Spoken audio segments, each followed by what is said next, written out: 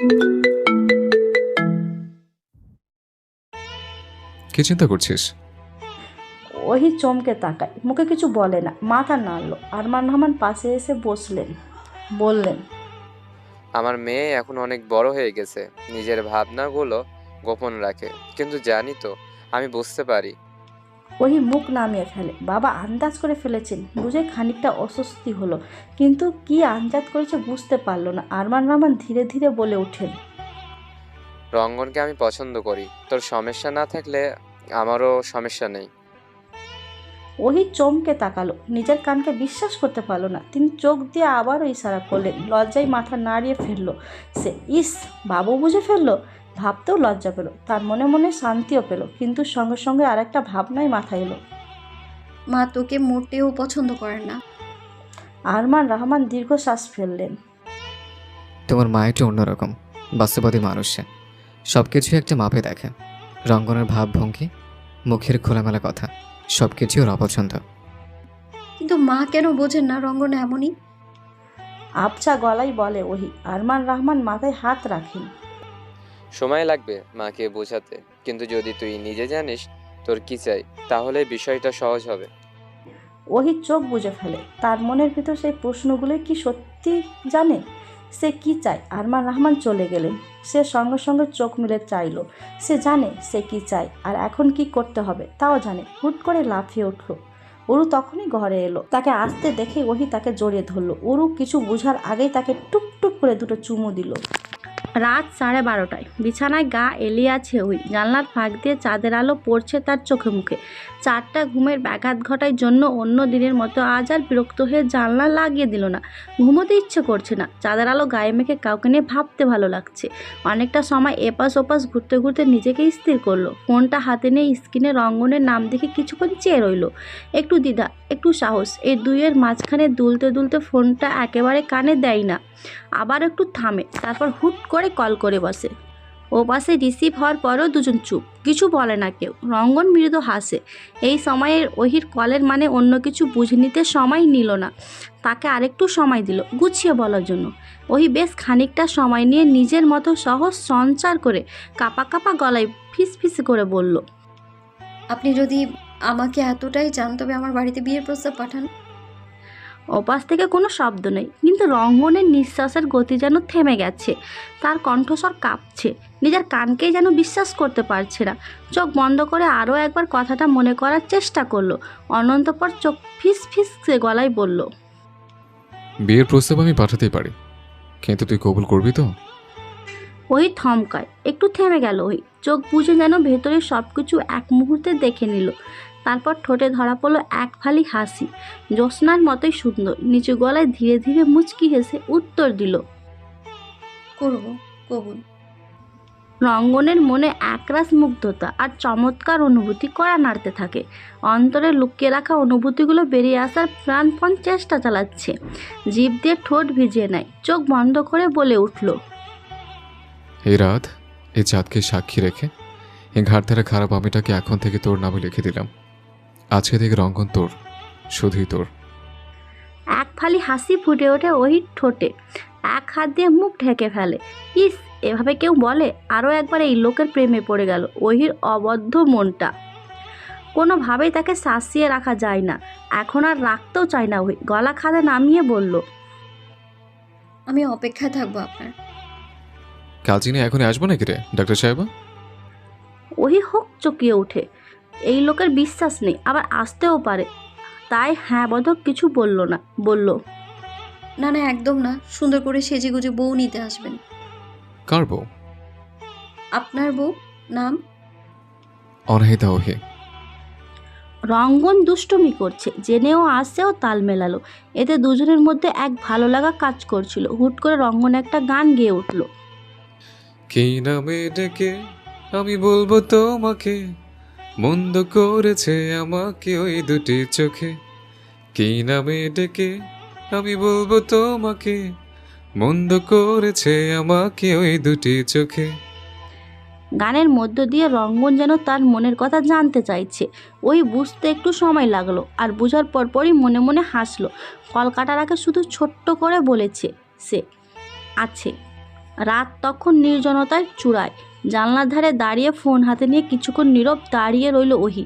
আকাশে ফাল্গুনি চাঁদের আলো, আর কোন কানে বাজছে রঙ্গনের কণ্ঠে সেই গান, যেন এখানে অদৃশ্য হয়ে আছে, সে একেবারে স্পষ্ট শোনা যাচ্ছে। ভুলভাল চিন্তাভাবনা বাদ দিয়ে ওই নিজের মাথায় নিজেই একটা চাটি মারল। তারপর ফোনটা বুকে জমিয়ে নিয়ে ওভাবেই শুয়ে পড়ল।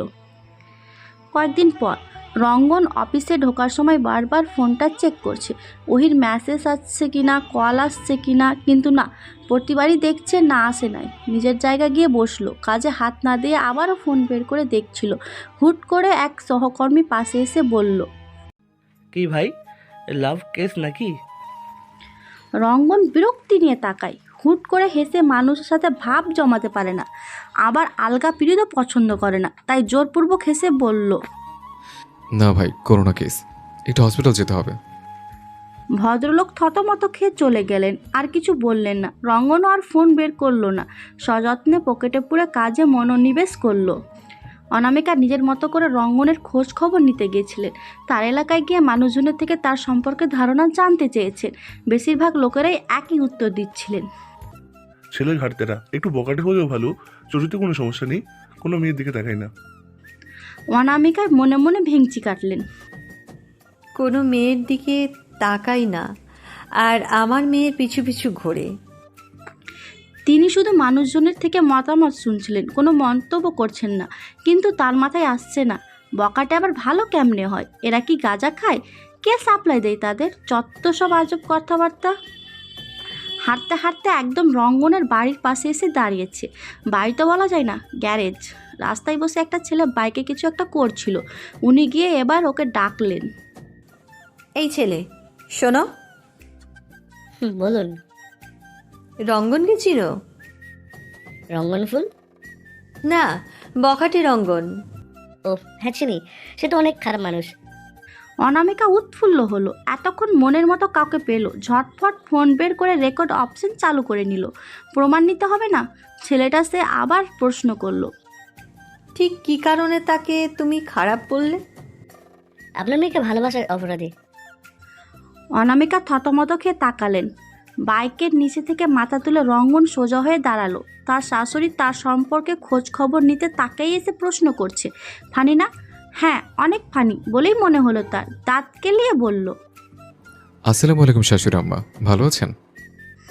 সালামের উত্তর মনে মনে নিয়ে তিনি বললেন, তুমি? আমি। কেন, খুশি হননি? কথা বেশি পেঁচাতে চাইলেন না। কিছু সময় তীক্ষ্ণ চোখে তাকিয়ে তাকে পরোক্ষ করে নিল। পরনে সাদা টি শার্টের ওপরে আকাশি কালারের শার্ট, হাতা গুটানো, সাথে ফর্মাল প্যান্ট, তাও অনেকটুকু ওপরে তুলে রাখা। মাথার এলোমেলো চুলগুলো কপাল বেয়ে একদম চোখ ছুঁই ছুঁই। তবে সব কিছুর মধ্যে তার হাসিটা একটু সুন্দর বলে মনে হলো অনামিকার, আর কিছুই না। অথচ এই ছেলেই বলতে তার মেয়ে আর স্বামী পাগল। কি আছে ওর মধ্যে যা তার চোখে পড়ছে না? আমার রাস্তায় পাত্র দেখা আসলে ভালো দেখায় না, চলুন ভেতরে যাই। অনামিকার হুঁশে ফিরল, গলা খ্যাকারি দিয়ে বলল, শোনো, সোজা সাপটা বলি, তোমার সাথে আমার মেয়ে যায় না। কোথায় আমার ডাক্তার মেয়ে আর কোথায় তুমি? এখন আবেগে পড়ে আমার মেয়েটা ভুল করতে বসেছে।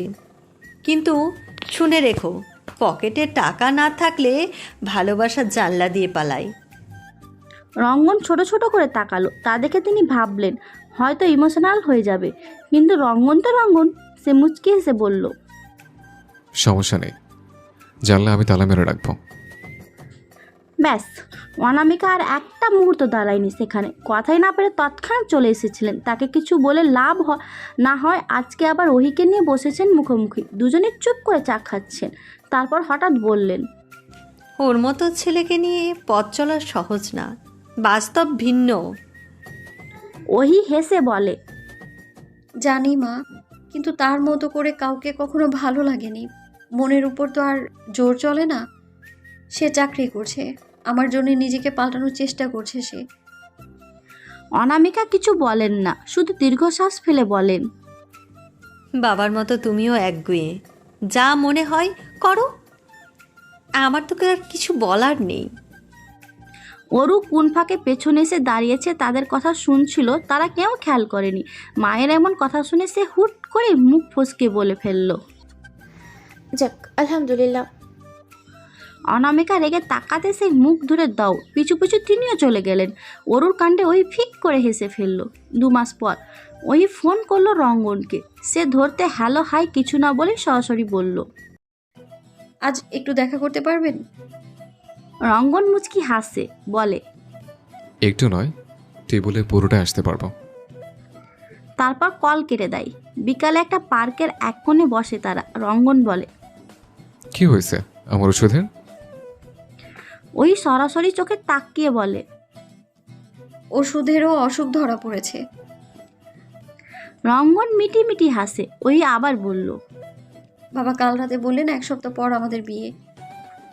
রঙ্গন স্বাভাবিক বলল, তো তার মানে আপনিও জানতেন? জানতাম। বলেননি তো আমায়। ভাবলাম বলে কি হবে, একদম বিয়ে আসরে গিয়ে বলবো আজ আমাদের বিয়ে। ওই স্তব্ধ, কি বলবে না বলবে বুঝলো না, তাই চুপ হয়ে রইল। রঙ্গনও কিছু না বলে উঠে দাঁড়ায়। পকেট থেকে একটা ছোট বক্স বের করে হাঁটু করে বসে বলে উঠল, তুই কি আমার সমস্ত পাগলামির সাথে হবে? আমার সমস্ত ছেলে মানুষই আর ভালোবাসার একমাত্র জায়গা। আমার রাজপ্রাসাধীন রাজ্যের রানী বানিয়ে রাখবো তোকে। আমার সকল ঘাটতারামের তোর সাথেই করব, সাথে ভালোবাসবো যতটা ভালোবাসা পেলে তুই কখনো অভিযোগ করতে পারবি না। তাহলে চলবে? ওহির চোখ ছলছল করে ওঠে। বক্স খুলে দেখে ছোট্ট একটা আংটি, সাদামাটা একদম সামান্য সোনা দিয়ে বানানো। ওহি মায়াবড়া দৃষ্টিতে তাকিয়ে কিছু না বলে হাতটা বাড়িয়ে দেয়। রঙ্গন আংটি পরিয়ে দেয়। চারপাশ নিঃশব্দ, পাখিরা হঠাৎ থেমে গেছে যেন, হাওয়া স্তব্ধ হয়ে দাঁড়িয়েছে। ওহি কাঁপা কাঁপা গলায় মুচকি হেসে বলল, দৌড়াবে। বিয়ের দিন সকালটা অদ্ভুত রকমের শান্ত। বাড়ির সাজগোজ থেকে শুরু করে পরিপাটি করে রাখা সব জিনিস দেখে আজ তার অদ্ভুত অনুভূতি হচ্ছে।